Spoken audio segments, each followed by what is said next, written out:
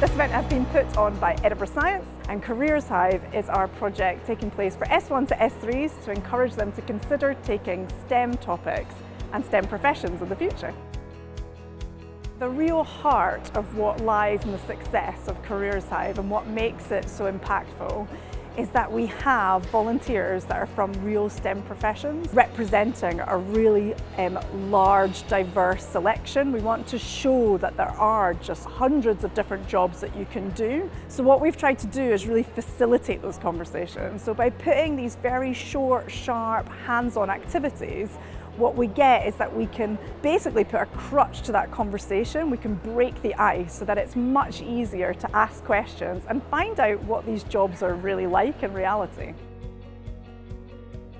What I think is great is that you see so many people and so many different people that had different jobs and different lifestyles and different paths with what jobs they got.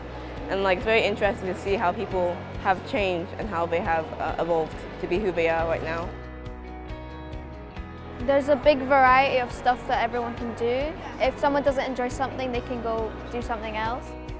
Shows the kids options, but also it clarifies to the kids that the decisions they make now are not going to chain them for the rest of their lives. It shows the wide breadth of things that they could maybe do in the future, but also explains to them the fact that it's okay not to know what it is you're going to be doing. It's okay to not have a clarified idea of what it is.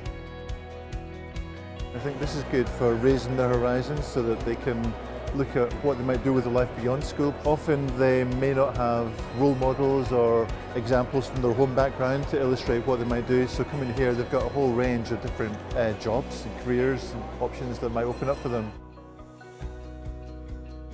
I think an event like this is great for the classroom because it means you can relate everything you're teaching to a career, and it makes us more aware of the careers that are out there, because I think we only know what we've done in our lives and people around us.